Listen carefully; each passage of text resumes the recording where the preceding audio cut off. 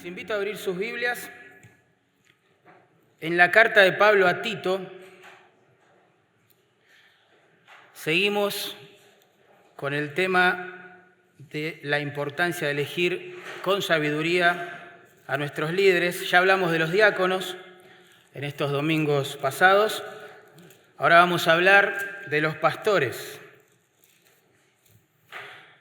Diáconos estamos por elegir ahora, como lo decíamos, en la asamblea del domingo que viene. ¿Y pastores?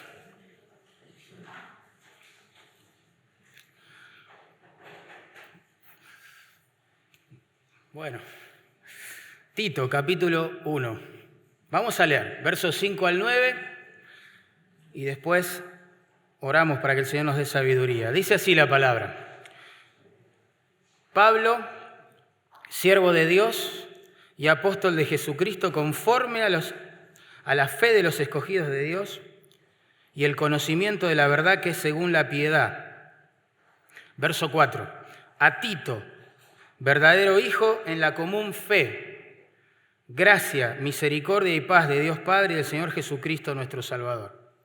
Pablo le escribe una carta a Tito, ¿bien? Eso está claro. Verso 5. Por esta causa te dejé en Creta, para que corrigieses lo deficiente y establecieses ancianos en cada ciudad, así como yo te mandé. El que fuere irreprensible, marido de una sola mujer, y tenga hijos creyentes que no estén acusados de disolución ni de rebeldía, porque es necesario que el obispo sea irreprensible como administrador de Dios, no soberbio, no iracundo, no dado al vino, no pendenciero, no codicioso de ganancias deshonestas, sino hospedador, amante de lo bueno, etcétera, etcétera, etcétera. ¿Cómo elegir a nuestros pastores con sabiduría? Ese podría ser el tema de este párrafo. Tito capítulo 1, versos 5 al 9. ¿Cómo elegir a nuestros pastores con sabiduría? Un filósofo francés muchos años atrás dijo que cada pueblo, ¿se acuerdan?, tiene el gobierno que se merece. Se inmortalizó esa frase, ¿no? Pero un escritor cubano la modificó un poquito y escribió esto: pueblo que soporta a un tirano, lo merece. Pueblo que soporta a un tirano, lo merece.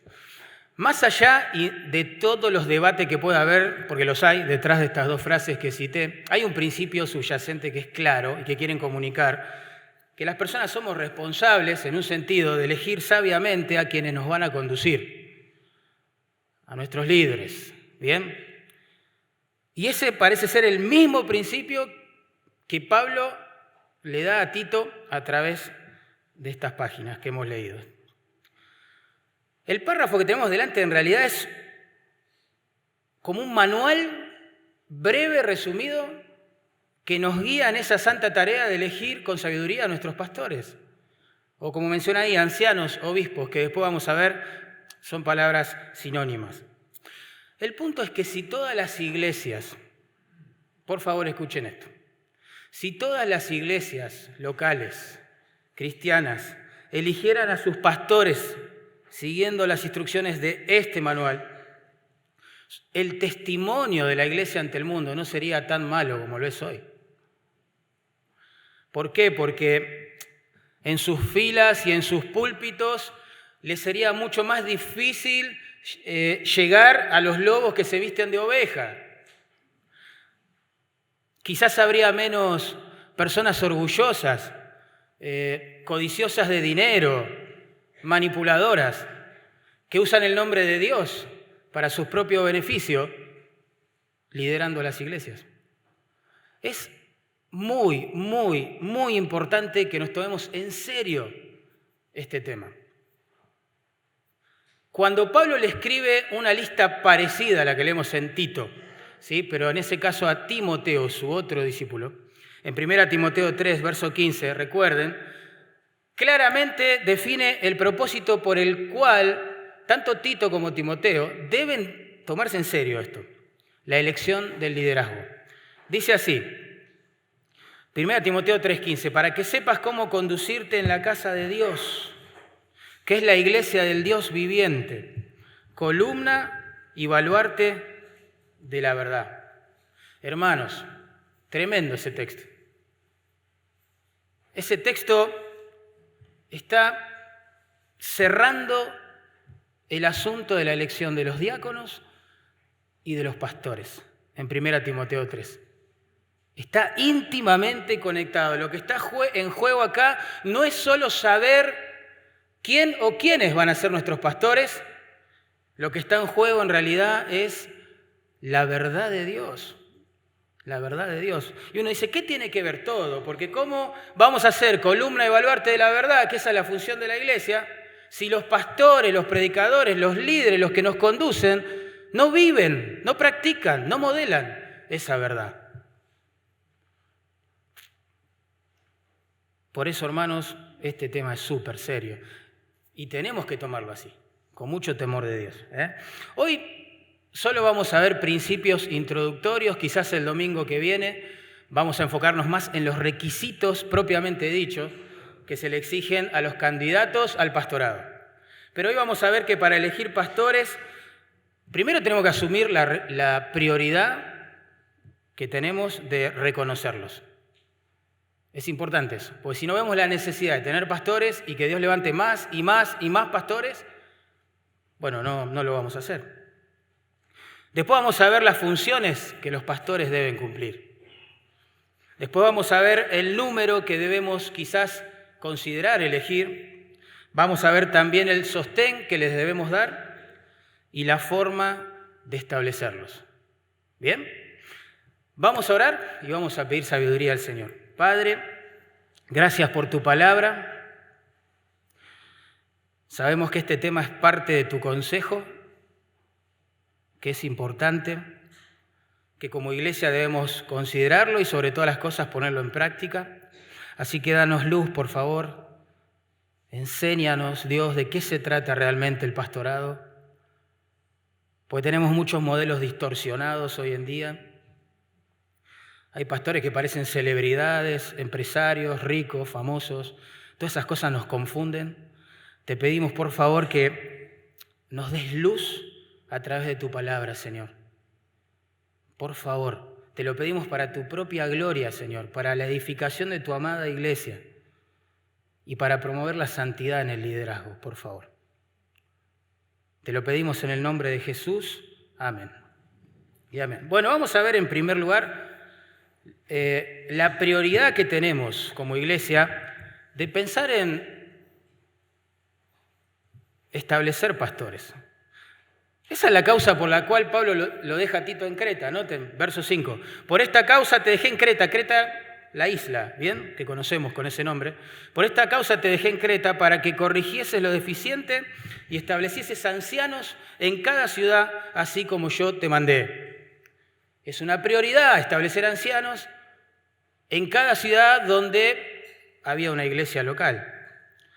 Esa expresión te dejé en Creta no implica que Pablo en algún momento estuvo junto a Tito, ¿sí?, fundando iglesias, tratando de establecer ancianos en esa isla.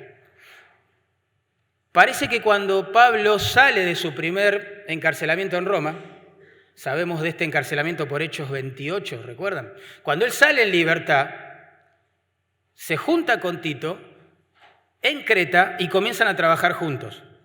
La idea es, fiel a su costumbre, predicar el evangelio y fundar iglesias. Seguramente Pablo habría comenzado esta santa tarea de elegir pastores, pero por alguna razón que desconocemos, realmente no sabemos, tuvo que abandonar en algún momento la isla, tuvo que separarse de Tito y dejó inconclusa esta santa misión. De hecho, la palabra que ahí se traduce deficiente, te dejé en Creta para que corrigieses lo deficiente, significa lo que está incompleto, ¿sí? Algo que fue abandonado por la mitad. Ese es el punto. Imagínense una pared a medio hacer. Hay algo que se tiene que completar, que es urgente, pero que por alguna razón quedó inconcluso. Bueno, por el resto de la carta nosotros sabemos que Tito tenía que enderezar, corregir ciertos problemas doctrinales que había por allí. Noten, por ejemplo, capítulo 1, verso 10.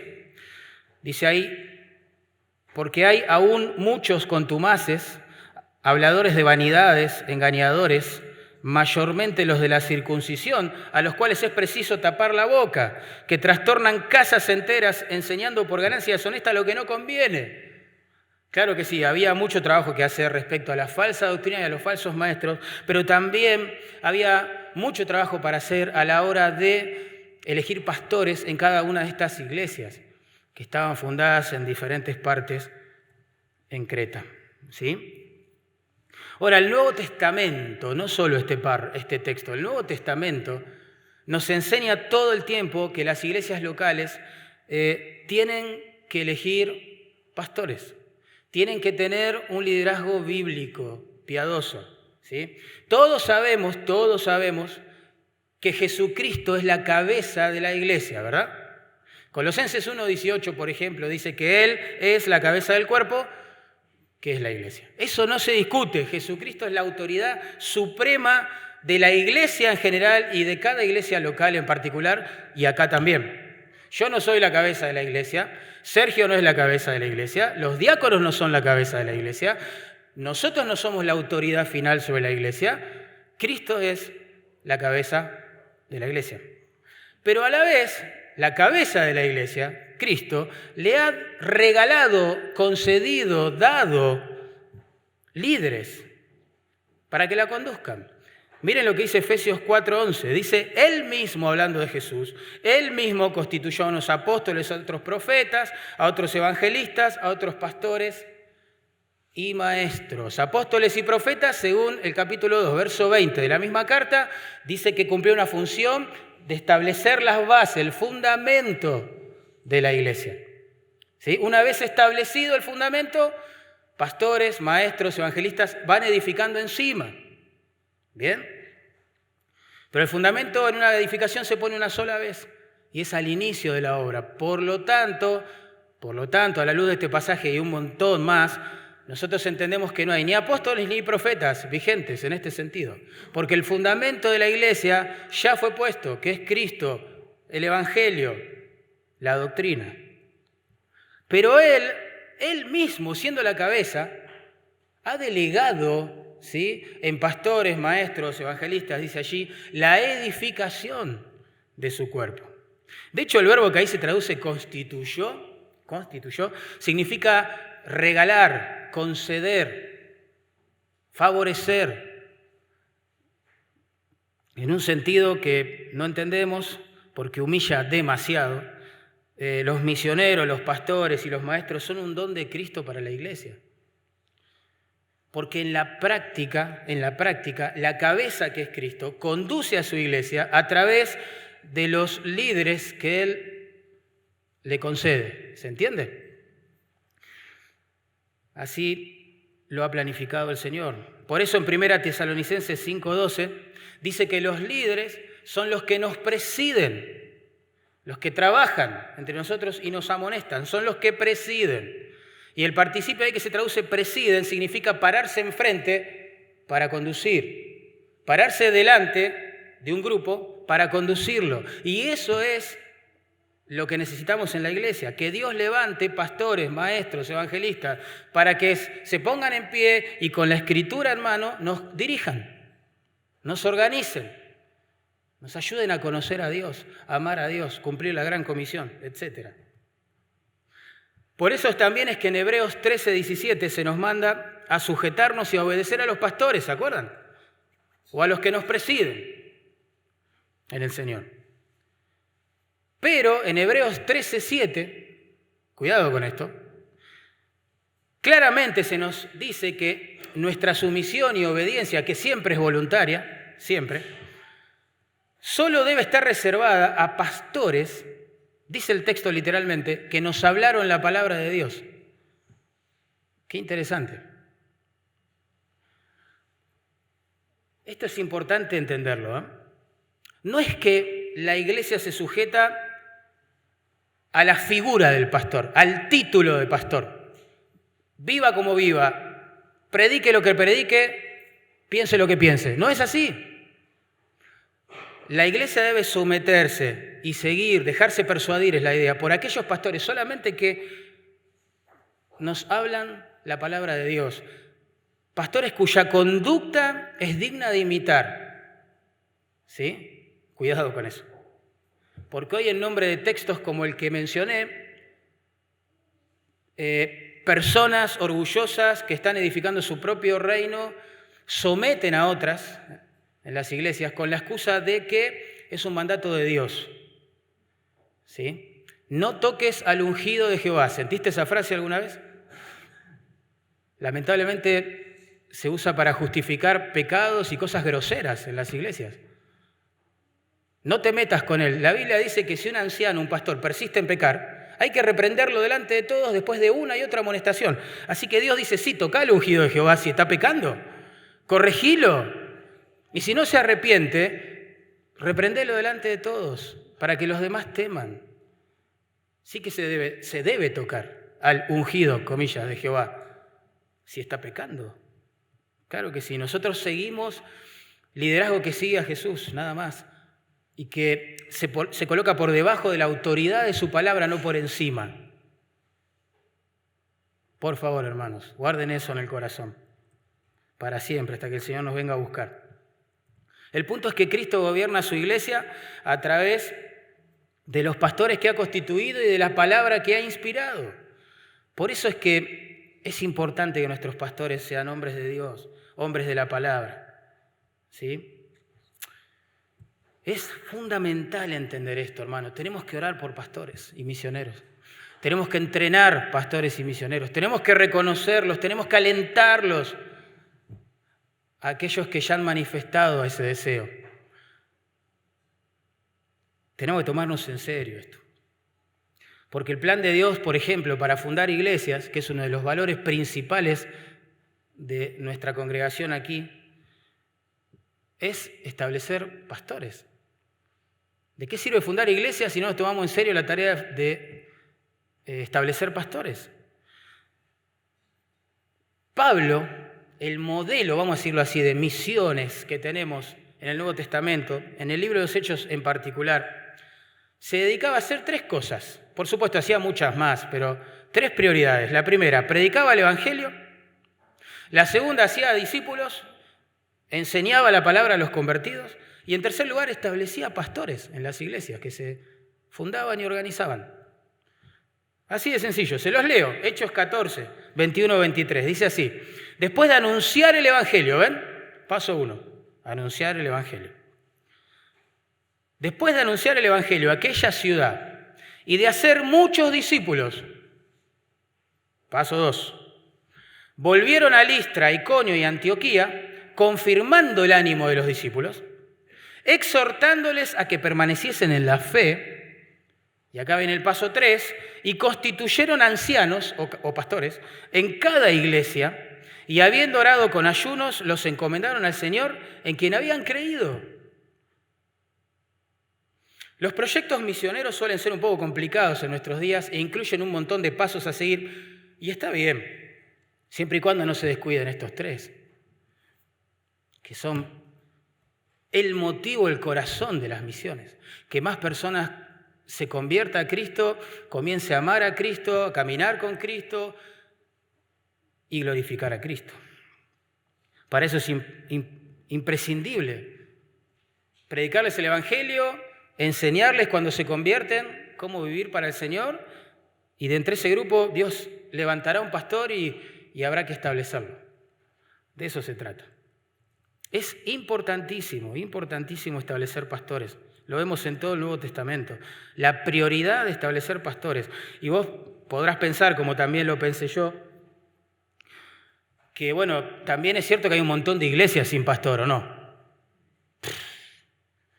Y ese es uno de los motivos que más quebrantan nuestro corazón cada vez que vamos a hacer un viaje misionero al interior de nuestro país, sobre todo. Hay un montón de iglesias sin pastor. Hay un montón de iglesias que tienen décadas de existencia, edificios hermosos, pero no tienen pastor. No tienen pastor. y sufren, y hay un montón de confusión y problemas, y a uno le parte el corazón ver eso. Por diversas razones, hay un montón de razones en el pasado que justifican su presente, pero lo concreto es que no tienen pastor. Bueno, ¿qué tienen que hacer esos grupos? Bueno, si conoces a alguien así, aconsejale esto. En primer lugar, obedeciendo al Señor, hay que orar por obreros. Hay que orar al Señor de la mies que envíe obreros a su mies. Eso lo leemos en Mateo 9, 38, 37 y 38. El Señor dijo, pónganse a orar. Oren por pastores. Y si yo te pregunto, ¿cuándo fue la última vez que oraste para que Dios levante pastores en la iglesia y acá y que puedan ser enviados quizás a otro lugar? Te vas a sorprender de cuán a menudo descuidamos este mandato. Es asombroso, asombroso. Pero tenemos que orar porque solo el Espíritu Santo puede salvar, santificar y enviar un pastor o un misionero. En segundo lugar, como vemos en Tesalonicenses 5, 12 y 13, hay que ayudar a esos grupos a reconocer los hermanos fieles que ya están presidiéndolos, que ya están trabajando, que ya los están amonestando con la palabra y empezar a establecer un liderazgo reconocido, formal, ¿sí? Para que la iglesia empiece a seguir a alguien. Y en tercer lugar, como vemos, como acabé de leer en Hechos 14, como vemos en Tito capítulo 1, en Timoteo 3, de entre ese grupo de los hermanos fieles que trabajan, que presiden, que amonestan, bueno, el Espíritu Santo llamará a alguno claramente al pastorado y deberemos ayudar a esos grupos a reconocer eso, a examinarlos teológicamente y a encomendarlos al campo misionero. Pero no podemos descuidar esta tarea y lamentablemente es muy fácil de descuidar. Es muy fácil de descuidar. Tenemos tantos problemas que enfrentar todos nosotros cada día que a veces lo que menos se nos cruza por la mente a la hora de orar es Dios, por favor, envía pastores y misioneros. Pero es una prioridad. En segundo lugar, vamos a ver las funciones que deben cumplir los pastores. Porque ¿de qué sirve tener, 1000 pastores si no sabemos qué tienen que hacer, verdad? Bueno, refresquemos la memoria. Allí dice Tito capítulo 1, verso 5, te dejé en Creta para que corrigieses lo deficiente y establecieses ancianos en cada ciudad, así como yo te mandé. Noten que los ancianos aquí mencionados en versículo 7 son obispos. ¿Ven? Interesante. Anciano, obispo, agrego la palabra pastor, ¿sí? Son una referencia al mismo oficio, son sinónimos. Son sinónimos. No es que habla de 3 categorías de liderazgo distintas. Ahora lo vamos a comprobar bíblicamente lo que digo, pero son sinónimos, son expresiones sinónimas para describir el oficio del pastor. Un ejemplo, en 1 Pedro, capítulo 5, versículo 1, dice así, ruego a los ancianos, y Pedro se identifica con ellos, dice, ancianos yo también entre ellos, apacentad la grey de Dios que está entre vosotros. Apacentad, es decir, cumplir la función de pastor. Cuidando de ella. La palabra que ahí se traduce cuidando significa velando por ella, vigilándolas, sobreveyendo la situación. Sobreviendo, ahí está, la situación. En otras palabras, Pedro le ruega a los ancianos que pastoreen a la gente y que la supervisen, protegiéndola obviamente del error, de la falsa doctrina y de los falsos apóstoles. En Hechos 20, 17 vemos lo mismo. El apóstol llama a los ancianos de las iglesias para despedirse de ellos. Y en su discurso, en verso 28, les dice estas palabras. Por tanto, a los ancianos, recuerden, les dice esta palabra. Por tanto, mirad por vosotros y por todo el rebaño en que el Espíritu Santo os ha puesto como obispos. ¿Ven? Los ancianos fueron puestos por Dios como obispos. Para, continúa el texto, para apacentar, ahí está la palabra que se traduce pastor, para apacentar la iglesia del Señor o pastorear la iglesia del Señor, la cual él ganó con su propia sangre. Pablo dice lo mismo que Pedro en un solo versículo. Le dice a los ancianos que el Espíritu Santo los puso como obispos o sobreveedores y que deben pastorear a la congregación. Ancianos, obispos, pastores, palabras sinónimas, ¿entienden? Que señalan el mismo oficio, Es importante entender esto. Así que a partir de esto podemos definir algunas funciones pastorales. Por ejemplo, la palabra se traduce ancianos. Ancianos, acá en Tito 1:5. Puede describir una persona de edad o puede describir una persona madura en general. Por eso en el Antiguo Testamento a los líderes, a algunos líderes, se les llamaba como ancianos. ¿Sí? Por eso en el Nuevo Testamento la palabra, cuando está en contextos como el que estamos leyendo hoy, de los requisitos que debemos considerar a la hora de elegir pastores, identifica la madurez espiritual que estos candidatos deberían tener. Madurez, sabiduría en el Señor. ¿Sí? Esa es la idea. Los pastores como ancianos deberían modelar un ejemplo de piedad y de madurez en Cristo. Por eso en capítulo 2, acá Pablo le dice a Tito, exhorta a los jóvenes a que sean prudentes. Y miren esto, presentándote tú, Tito era un pastor joven, recuerdan, presentándote tú en todo como ejemplo de buenas obras. Tremendo, ¿no? Como ancianos, los candidatos al pastorado deben modelar madurez, claro, espiritualmente. Deben ser ejemplos de piedad a la congregación. El título o la palabra se traduce obispos, habla de alguien que está por encima supervisando. Da la idea de alguien que está cuidando al rebaño de Dios, protegiéndolo de eventuales peligros, ¿bien? Que puedan amenazar la iglesia. A veces esos peligros son doctrinales, a veces son morales, lo que sea. Pero alguien tiene que velar por eso, trabajar en eso. Y esos son los pastores cumpliendo la función de obispo.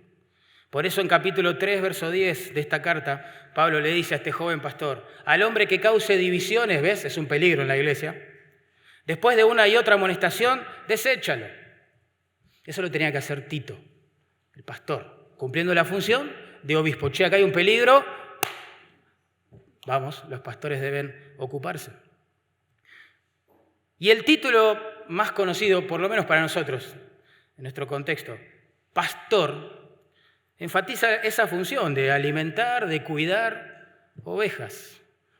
Y en el Nuevo Testamento la iglesia se prefigura como un rebaño, la grey de Dios, que debe ser conducida por pastores. Así que los pastores, cumpliendo esta función, deben conducir, alimentar, aconsejar el rebaño, etcétera, siempre con la palabra de Dios. Por eso Pablo le dice a este joven pastor Tito, en capítulo 2, verso 1 y 15, habla lo que está de acuerdo con la sana doctrina, Tito.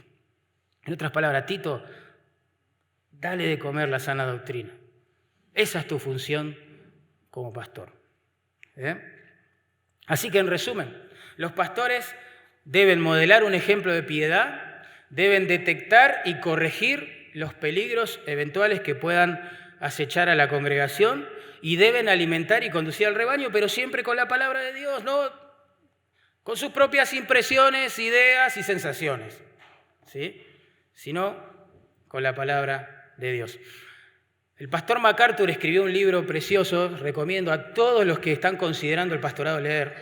Se llama así, El Ministerio Pastoral, y él expande un poquito esta lista que acabo de mencionar como funciones representativas de los pastores y la justifica obviamente con versículos bíblicos. Dice así, los pastores deben proclamar el Evangelio, 2 Timoteo 4:5.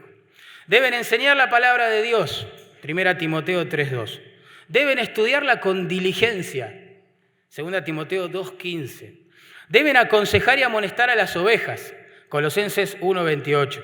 Deben gobernar a su propia familia.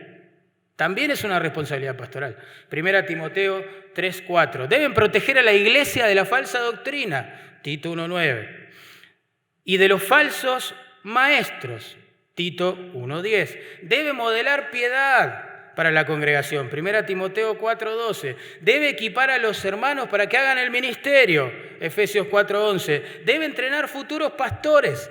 2 Timoteo 2:2. Y todo esto en un clima de aflicciones, como dice 2 Timoteo 1:8, de penalidades, como dice 2 Timoteo 1:9, y quizás hasta de persecuciones, como dice 2 Timoteo 3:12, por causa del Evangelio.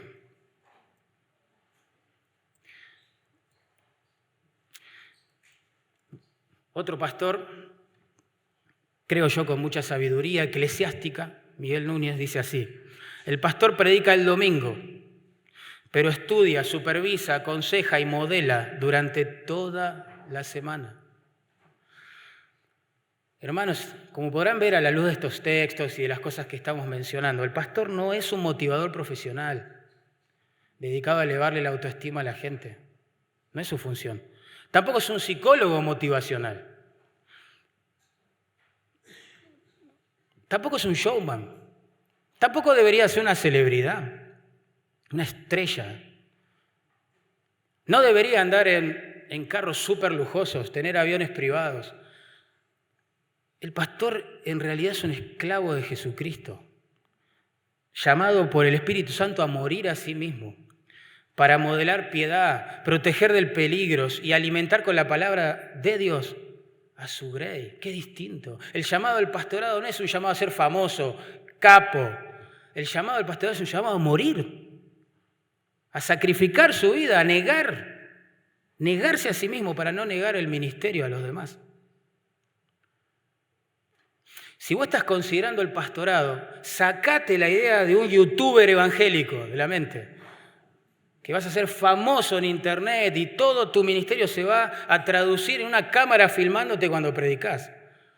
Sacate eso de la cabeza. El llamado al pastorado es un llamado a morir, pero para vivir, a sufrir, para deleitarse en el Señor, a negarse uno mismo, pero para vivir para los demás y la gloria de Dios. Y no conozco a nadie que viviendo de esa manera esté frustrado, se sienta un fracasado, esté desanimado, quejándose. No, para eso fuimos salvados, hermano. Para eso fuimos creados en Cristo Jesús.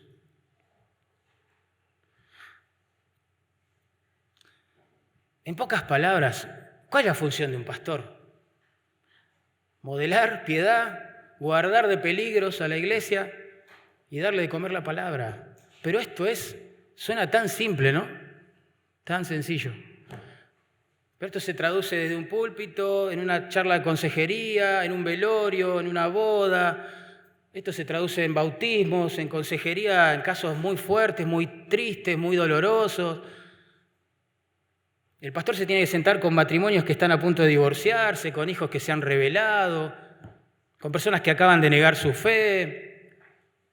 ¿Qué es eso de el llamado al pastorado? Es un llamado a ser famoso, a pasarla bien. Es un llamado a morir, hermano. Morir para vivir, para las cosas eternas y más importantes. Recuerdo una de mis primeras charlas con don Jaime Evans. Ustedes lo conocieron, fundador de nuestra iglesia. Lo conocieron el domingo pasado. Ustedes vieron lo que es, ¿no? Un hombre sencillo, humilde del Señor, punto. Y yo era un pastor nuevito, jovencito, obsesivo por los libros. Entonces le digo, don Jaime, saqué mi libreta y mi virome. Don Jaime, dígame, ¿qué libros acerca del crecimiento de la iglesia y del éxito, así le pregunté, y del éxito pastoral me recomienda leer? Estaba a punto de tomar nota.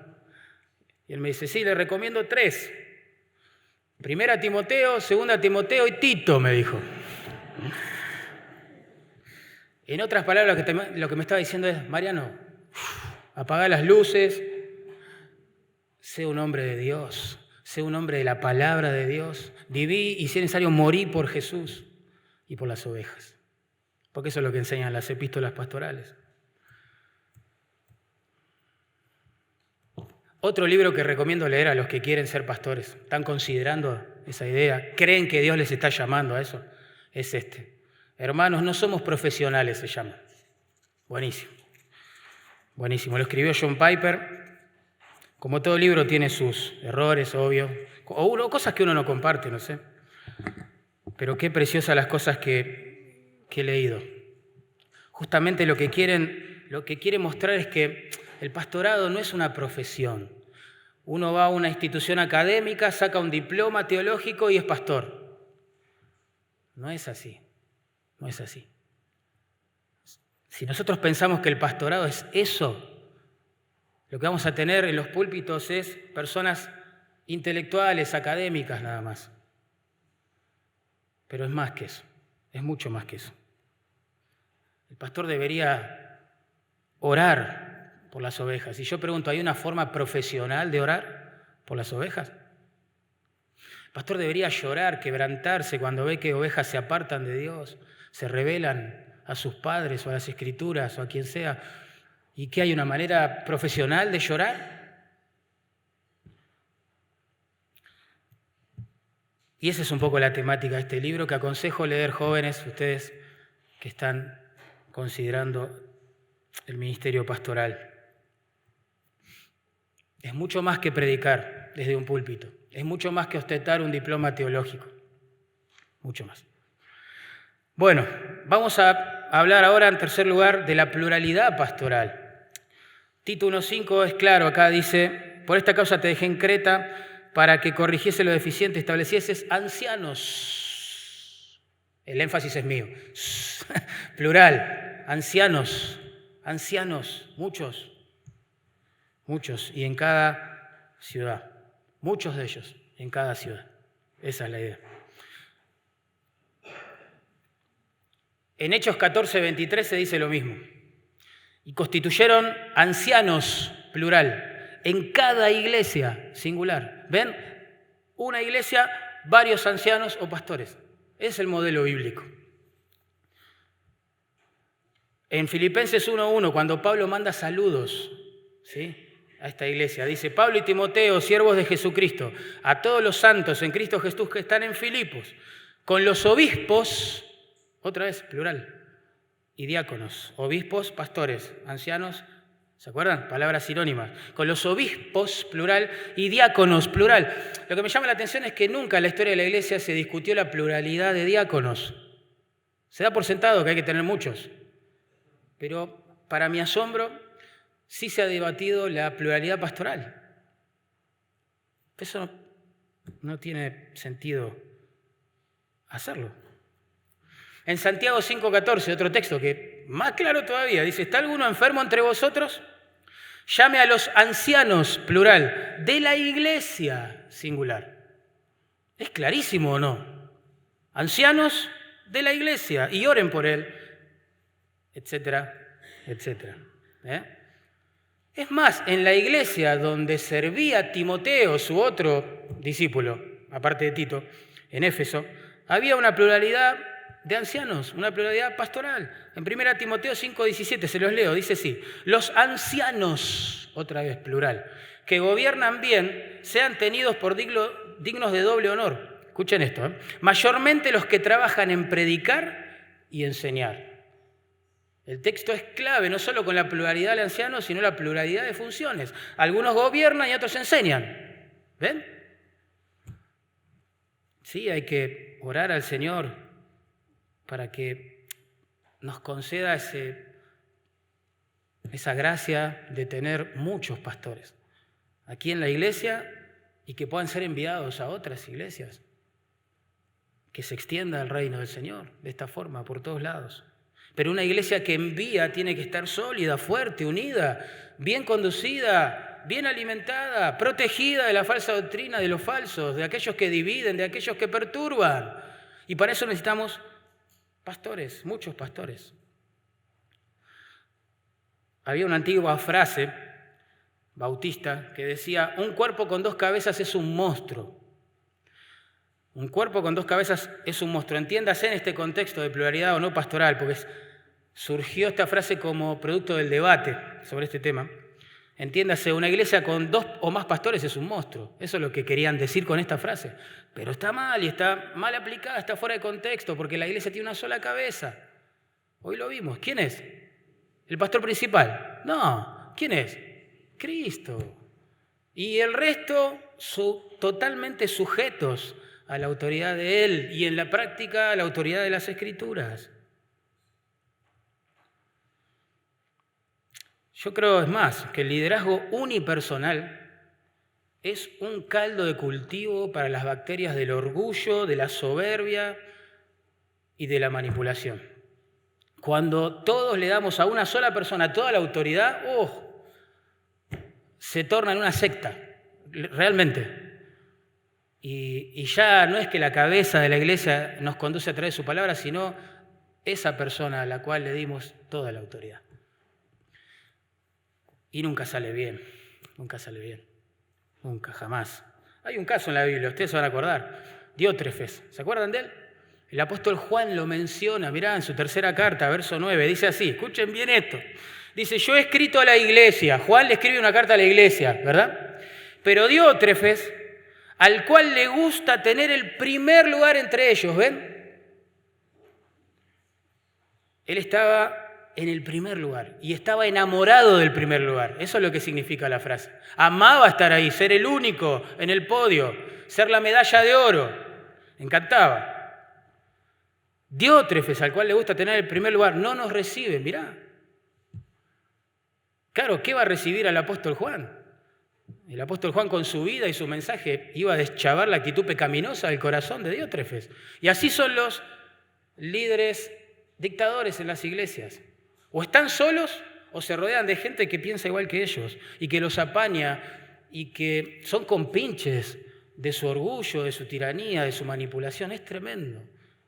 Y cuando alguien como Juan dice, no, esto está mal, voy a decir algo en contra, se unen y lo expulsan. O si está exagerando, Mariano, no, mirá, el texto sigue, dice, y no recibe a los hermanos tampoco, y a los que quieren recibirlos se los prohíbe y los expulsa de la iglesia. ¡Ja! Tremendo. No te metas con Diótrefes, ese es el mensaje que se bajaba a la congregación, porque te van a expulsar de la iglesia. Así que, hermanos, a la luz de todo lo que estamos viendo, nosotros en serio, tenemos que tomarnos en serio. Quizás cuando oramos de 2 en 2 también, orar para que Dios levante pastores entre nosotros.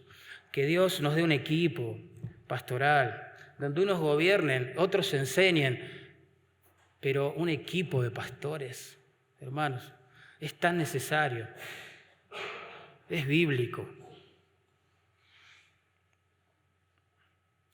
Siempre recuerdo charlas con Jaime, ¿no?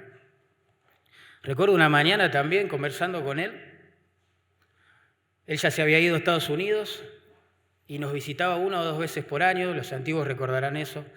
Y cada vez que él venía, obviamente, yo lo aprovechaba como una esponja, me sentaba con él y hacía preguntas. Don Jaime, quiero saber esto, quiero saber lo otro, explíqueme esto, cómo se trata este caso, cómo se trata el otro. Pero un día me agarró un poco frustrado don Jaime, estaba muy cargado yo, espiritualmente, emocionalmente, porque la iglesia estaba creciendo. Él ya se había jubilado, se había ido a su país. Dardo, que era mi compañero, ahora misionero en Villa del Parque, se había ido a fundar la iglesia en Campana.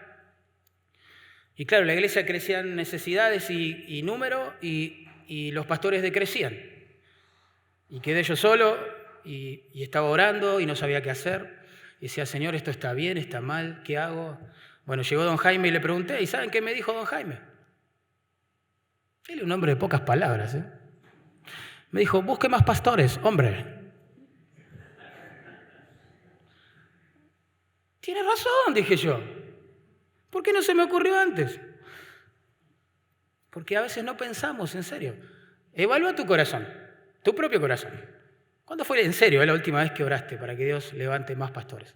Pastores acá y pastores que se vayan a fundar iglesias. ¿Viste que no oramos con mucha frecuencia por eso? A veces tampoco en las reuniones de oración, en los grupos mate. Pero tenemos que orar, tenemos que pedir al Señor que envíe obreros a su mies.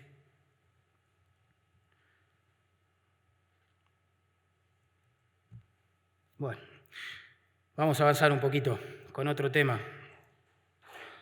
Vamos a ver el proceso para establecer pastores.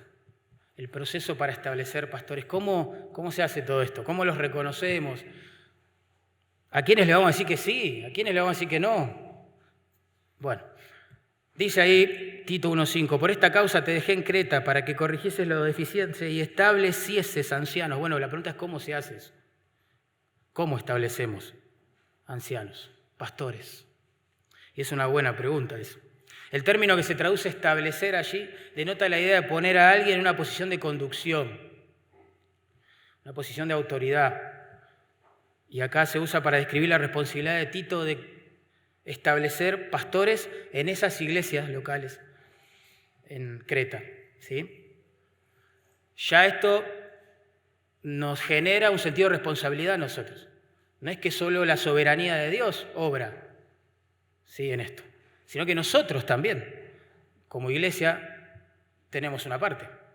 Tenemos que establecer. O sea, el llamado del Espíritu Santo, la salvación de alguien, a la santificación, luego al servicio pastoral, es un acto de la soberanía divina, punto. Ahí ni nos metemos nosotros.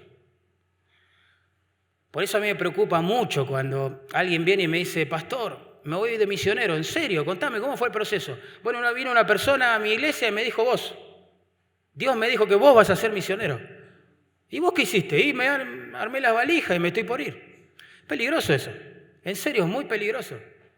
Es cierto que el Espíritu Santo es soberano en estas cosas, y buenísimo por eso, pero también es cierto que nos ha dejado responsabilidades a nosotros para hacer decisiones sabias, prudentes, a la luz de las Escrituras.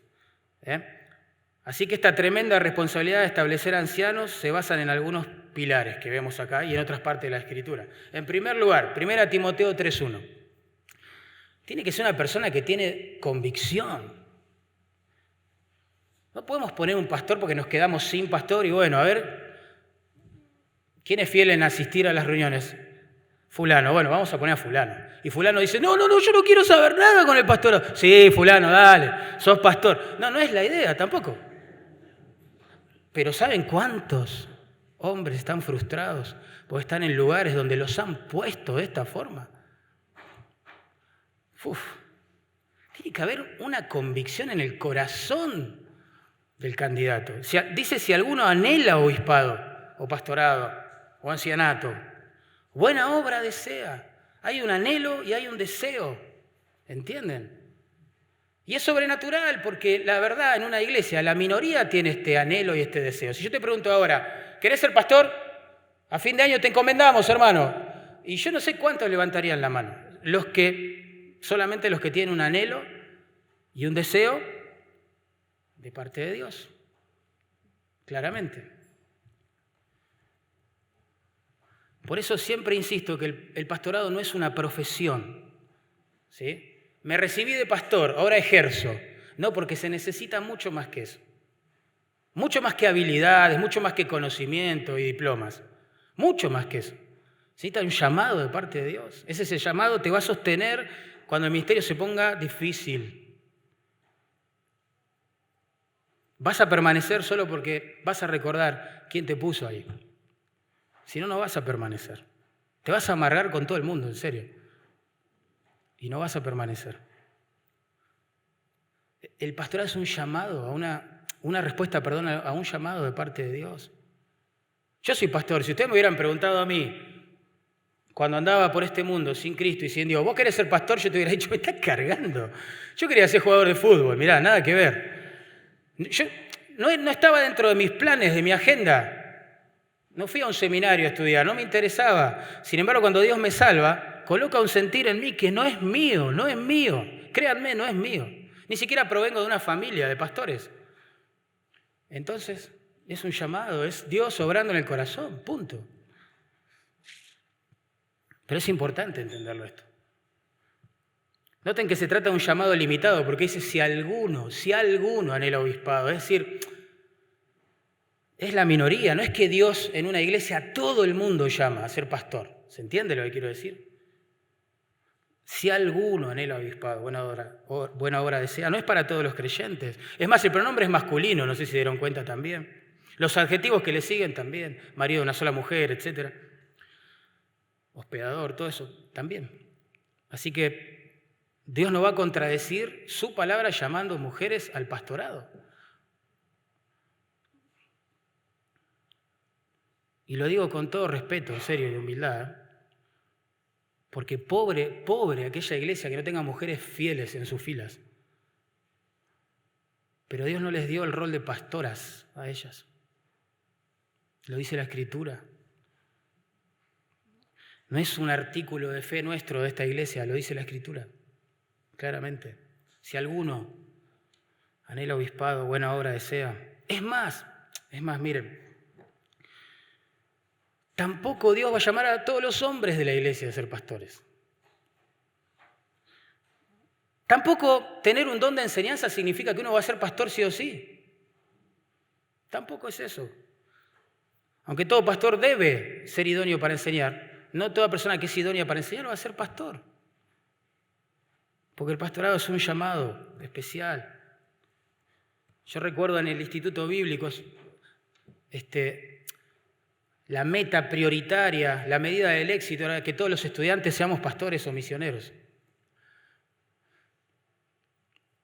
Y lamentablemente, por causa de esa falsa noción, digamos, de éxito en la vida cristiana, muchos se han metido en el ministerio pastoral para salir muy frustrados.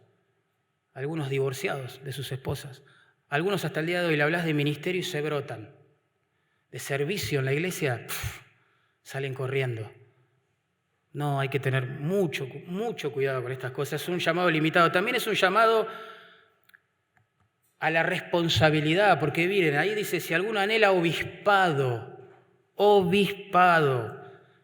la persona que Dios llama al pastorado no anhela un título, anhela un trabajo, una función, ¿entienden?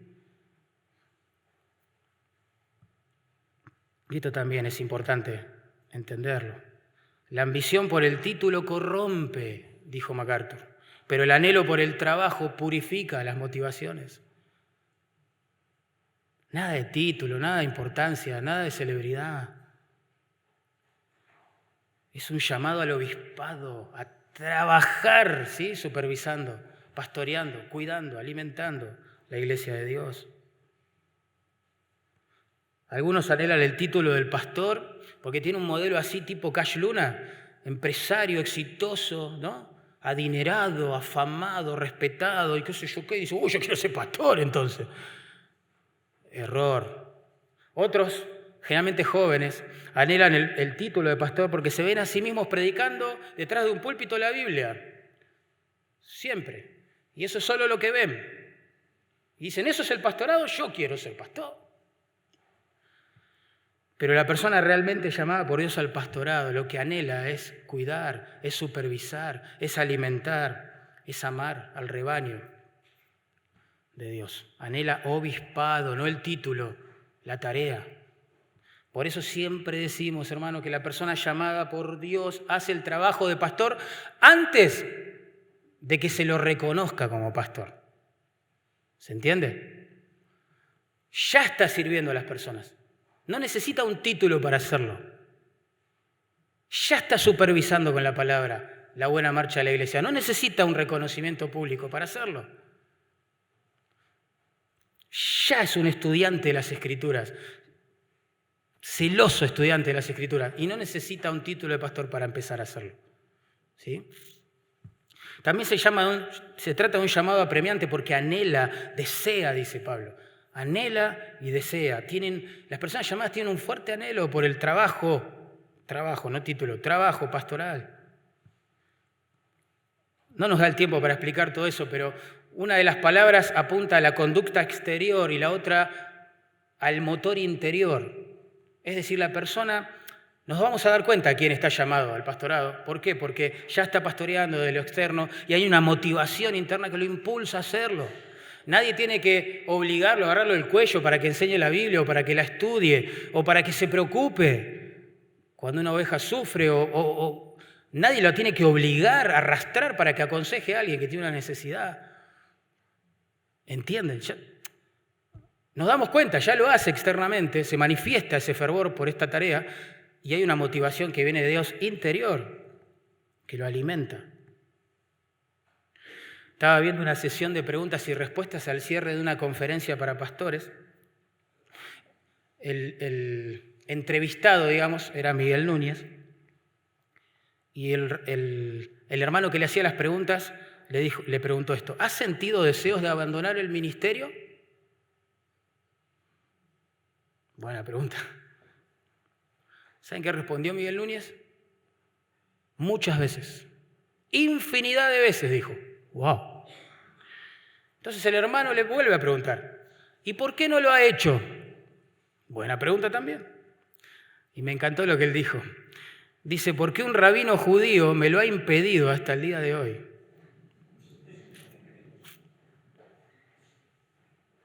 ¿Se entiende, no? Refiriéndose a Jesús. El que lo llamó lo está sosteniendo. Y esa es mirá, si vos tenés un anhelo por el pastorado, ya tenés que grabar esto en tu corazón. Si Dios te llama, Dios te sostiene. Olvídate, Él es todopoderoso para hacer esto. Vos decís, pero a mí me falta un montón. Él suple tus huecos y los míos. Vos decís, tengo un montón de debilidades.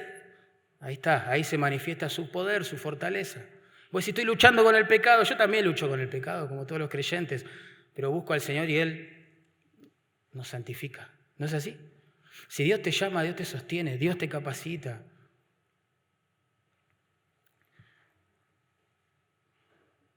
De hecho, por eso no tenemos que empujar al pastorado a gente que no estamos seguros si Dios lo llama al ministerio. Porque hermano, cuando se ponga difícil, cuando todo salga de control y uno se sienta perdido en medio de tantas necesidades y cargas en el alma, ¿qué va a hacer? ¿Quién lo va a sostener? Te sostiene saber quién te puso, nada más. En serio, créanme, es así. Así que hay una convicción en el candidato, pero eso no es todo.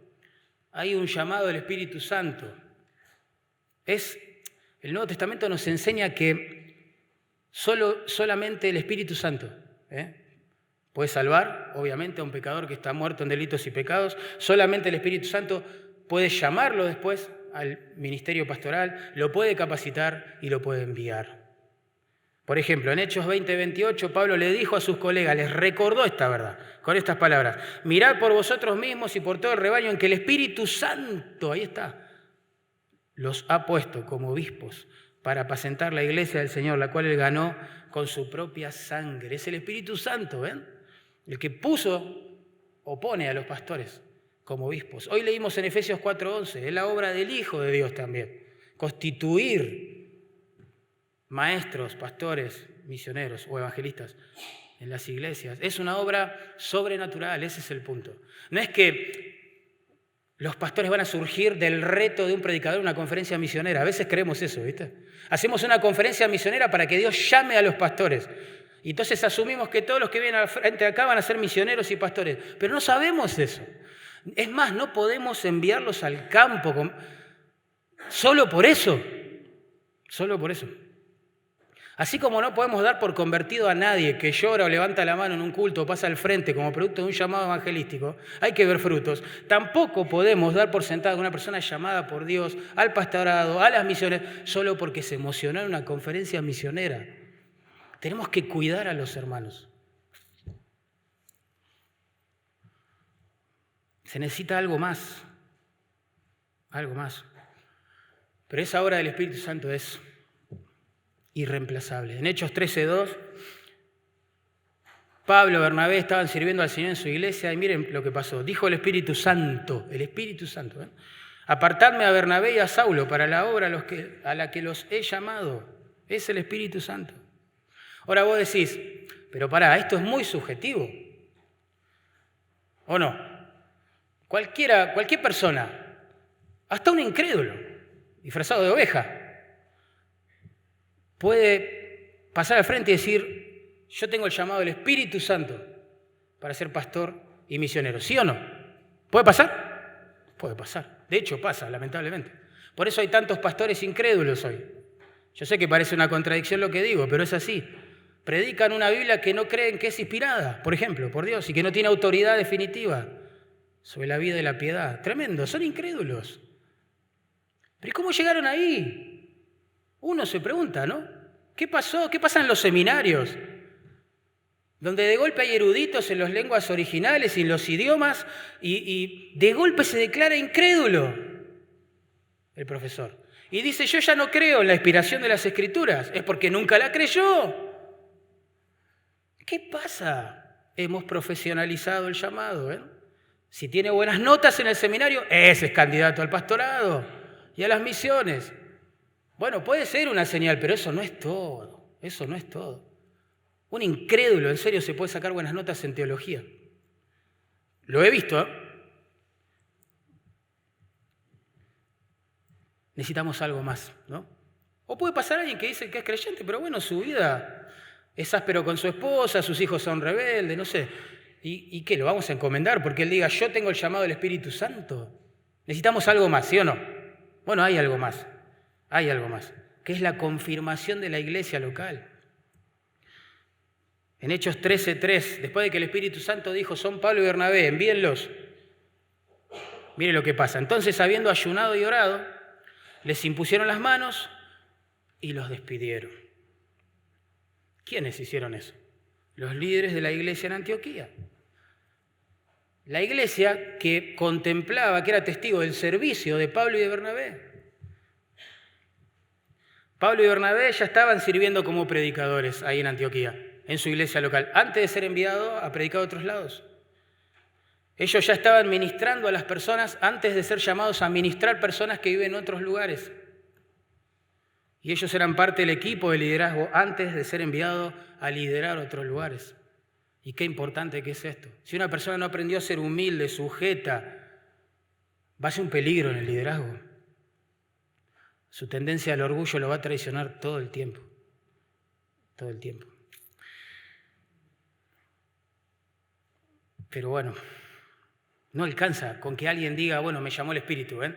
Hay una iglesia local respaldando, ¿sí?, esa afirmación o negándola, claramente. Por eso es un error gigante de las entidades misioneras o para eclesiásticas a veces reclutar gente de las iglesias sin pedir una recomendación de las iglesias. Insisto, porque tienen buenas notas en los seminarios. Qué error, ¿no? Qué peligro. Otro peligro en el cual podemos caer como iglesia es enviar personas con rapidez y ponerle las manos con ligereza, personas que no han sido formadas, no han sido humilladas en el contexto de una iglesia local, no han aprendido a servir.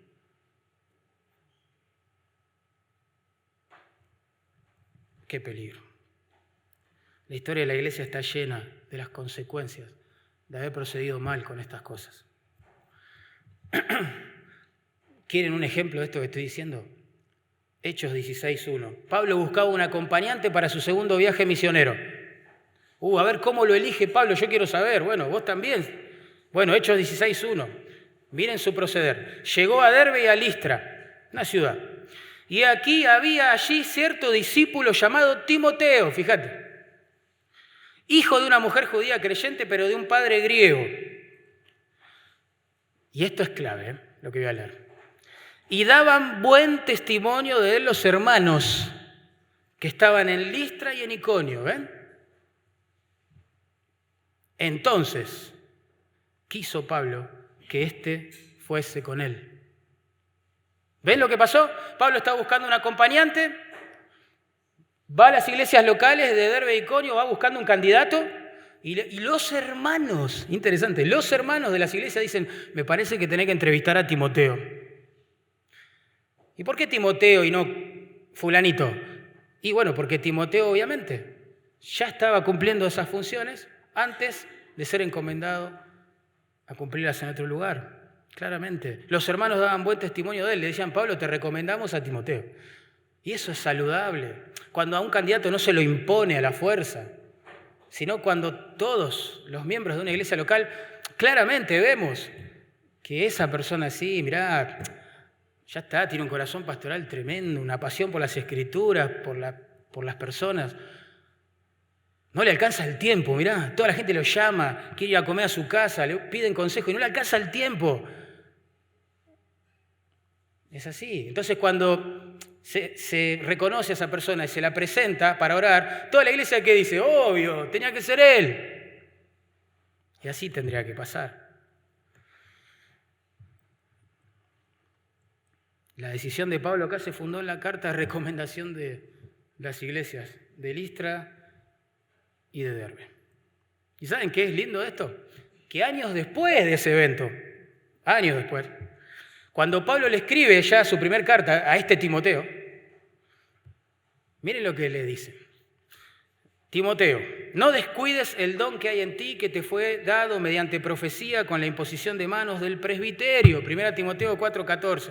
El don allí es una referencia al ministerio que recibió de parte del Señor y que fue reconocido, dice ahí, por el presbiterio. ¿Qué es el presbiterio?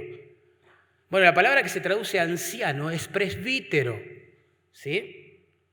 El presbiterio es un equipo de ancianos. Se ve entonces claramente a la luz de este pasaje que Timoteo fue reconocido no solamente por Pablo, no solamente por los hermanos que daban buen testimonio de él, ¿se acuerdan?, en las iglesias, sino también por un conjunto de pastores que dijeron, sí, llévalo, es él. Y le impusieron las manos en señal de aprobación, de reconocimiento, diciendo, sí, este es llamado por Dios, llévatelo, Pablo. Es importante seguir este modelo bíblico en lo posible, porque créanme, hay lugares donde casi poner en práctica todos estos principios es casi imposible, pero en lo posible un pastor debe ser establecido por otros pastores. Es importante que esto suceda así. Las iglesias encaran este proceso de diferentes maneras y respetamos todas, obviamente. Nosotros acá lo que hacemos es, desde el liderazgo, reconocer a esas personas, orar por esas personas, examinar la teología de esas personas, la vida, el carácter de esa persona. Luego se presenta una asamblea y la iglesia termina confirmando o no a esa persona. Luego se llama un conjunto de pastores, hermanos, de iglesias hermanas, que también nos ayudan a examinarlo teológicamente y de percibir sanidad doctrinal y sobre todo de corazón. Se lo recomienda a la iglesia, este presbiterio se lo recomienda a la iglesia como candidato. Y después hacemos un culto de encomendación y celebramos y damos gloria a Dios que Él levantó un obrero más en su mies. El año que viene con el pastor Sergio tenemos que viajar a Resistencia a hacer este trabajo. Qué emocionante, qué apasionante, porque allá hay un candidato al pastorado y 3 al diaconado. Hermoso. Y ellos, claro, es una iglesia que se formó de la nada, digo yo, porque salieron de iglesias apóstatas, se empezaron a reunir algunos hermanos en el living de la casa de uno de ellos, y hoy es una iglesia local, a punto de elegir un pastor y 3 diáconos. Pero ellos no quieren dar un solo paso, hermano, un solo paso, sin que pastores de otras iglesias, hermanas, vayan a reconocerlos. ¡Wow! ¡Qué sabiduría!, ¿no? Hermoso. Y soñamos con que pronto este mismo proceso se haga en Quilmes, soñamos con que pronto este mismo proceso se haga en la costa, soñamos con que pronto este mismo proceso se haga en Basail y hasta donde Dios quiera llevarnos, hermanos. Pero hay que hacerlo. Hay que hacerlo. No es burocracia. No es burocracia. Es obediencia a las Escrituras. Es proteger a los candidatos. El domingo que viene vamos a ver que hay una forma más de comprobar si la persona que dice ser llamada por el Espíritu realmente lo es, y es su carácter, su propia vida, en el hogar, en la comunidad y en la iglesia. Pero eso lo vamos a ver el domingo que viene. Por ahora, a manera de resumen, decimos que el Espíritu Santo es quien llama a las personas, les coloca un fuerte anhelo y deseo dentro de ellos, que no se va con el tiempo ni con las circunstancias, y esto se confirma a través de la iglesia local, donde esa persona ministra, y también veremos el domingo que viene a través del candidato, del carácter que tiene, cómo es, espiritualmente hablando. Y todo esto es importante, hermanos, porque muchos entran en el ministerio pastoral porque alguien los vio y les dijo, vos vas a ser pastor. Recuerden eso, está pasando, y mucho esto que les estoy diciendo, por todos lados.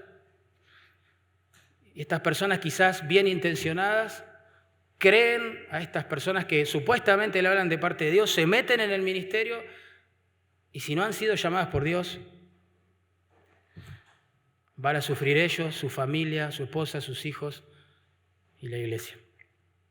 Otros están en el ministerio pastoral porque obtuvieron una maestría o quizás más, un doctorado en teología en algún seminario y quizás son brillantes intelectualmente hablando, pero si no fueron llamados por Dios, los títulos no lo van a sostener. Va a sufrir él, va a sufrir su esposa, va a sufrir sus hijos, va a sufrir la iglesia.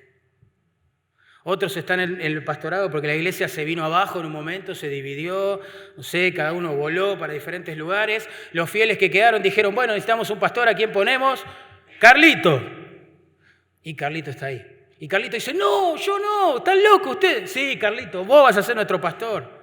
Vamos, Carlito, y encomiendan a Carlito. Y él no quiere ser pastor, quizás ni tiene dones para eso. Y están ahí. Si no lo llamó Dios a Carlitos, va a sufrir él, va a sufrir su esposa, va a sufrir sus hijos, va a sufrir la iglesia. Y otros están al frente de una iglesia solo porque tienen esa idea de YouTube, digo yo. Son youtubers evangélicos, tienen esa idea de ser populares, predicadores conocidos de conferencias y no sé qué, renombrados, viajando por todo el mundo. Pero si no son llamados por Dios, por más que hablen muy bien en público, va a sufrir él, va a sufrir la esposa, va a sufrir sus hijos y va a sufrir la iglesia. Porque nadie puede mejorar el plan de Dios. Nadie puede fabricar el llamado de Dios.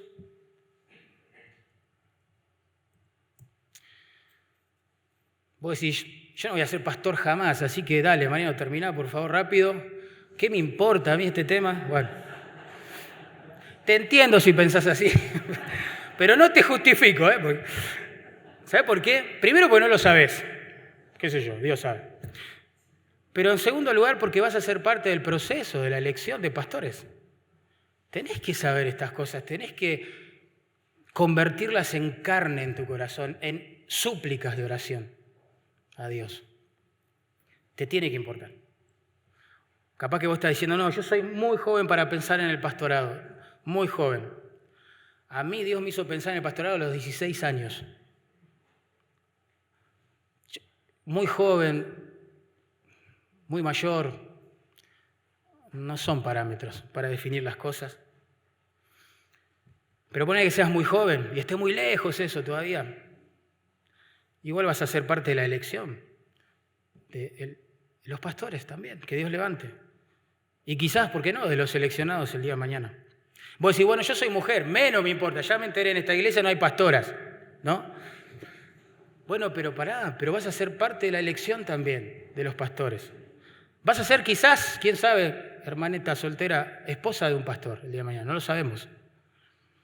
O quizás vas a ser liderada desde aquí por un pastor, quizás no vas a ser liderada por un pastor, te tiene que importar también. Vos quizás estás pensando, yo anhelo el pastorado, sí debo reconocerlo, y cuando vos hablabas se me incendiaba el corazón, pero los demás no piensan en esto que estoy pensando yo. No me ven como pastor.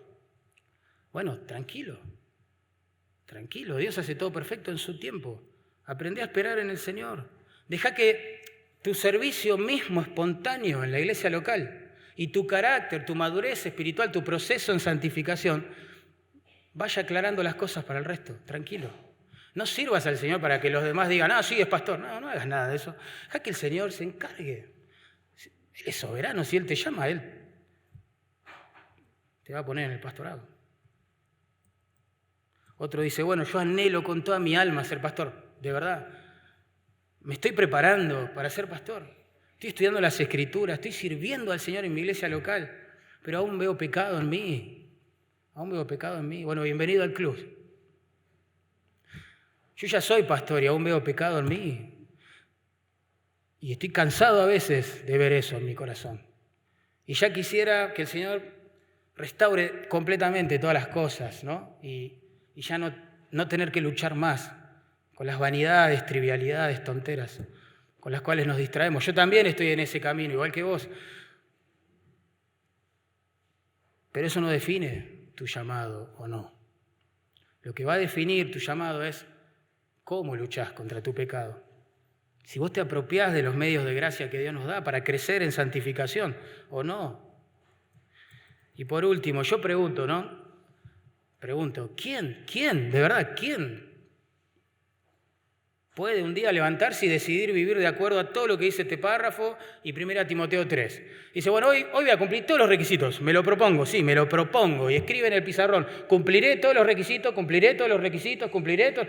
¿Quién puede hacer eso? Nadie puede hacer eso. Esto no es un llamado a elevar la moral de los creyentes. Esto es un llamado a humillarse, a reconocer que si no es por la gracia de Dios obrando en nosotros, ninguno puede ser pastor. Ninguno podría servir al Señor. Nadie sería salvo.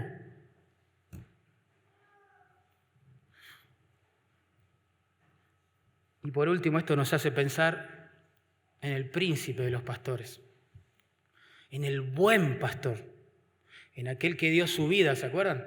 Por las ovejas. Él demostró tener una vida perfecta durante 33 años aquí sobre la tierra. Sin embargo, decidió morir por sus ovejas, es decir, por los pecados de sus ovejas. Los pecados de sus ovejas lo llevaron a él a la cruz. Era justo y sin mancha. Sin embargo, estaba muriendo en lugar de sus ovejas injustas, ¿sí? Sufriendo en su carne, en su cuerpo, la ira de Dios que se desata justa y correctamente sobre los pecados de las ovejas. Se estaba descargando en Él. Él estaba sufriendo el castigo de nuestra paz. En Él se juzgaron nuestros pecados. Tus pecados, mis pecados, los pecados de las ovejas. Pero al tercer día el Señor lo resucitó. Él lo había dicho eso. ¿Sí? La tumba vacía lo atestigua. Y prometió volver.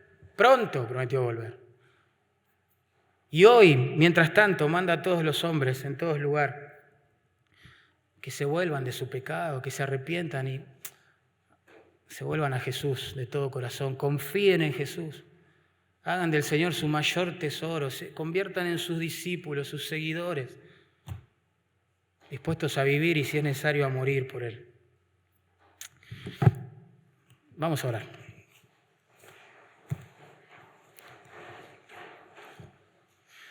Señor amado, por favor,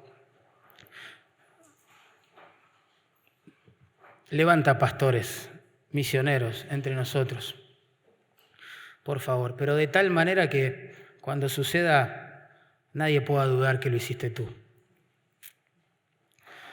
que son las personas que vos llamaste, Señor. Por favor, guardanos de equivocarnos en este proceso, por cumplir metas o un proyecto misionero, por nuestro propio apuro. Guardanos de apresurarnos, de imponer las manos con ligereza sobre personas. Guardanos de quemar personas. Señor, por favor. La verdad que tememos mucho eso.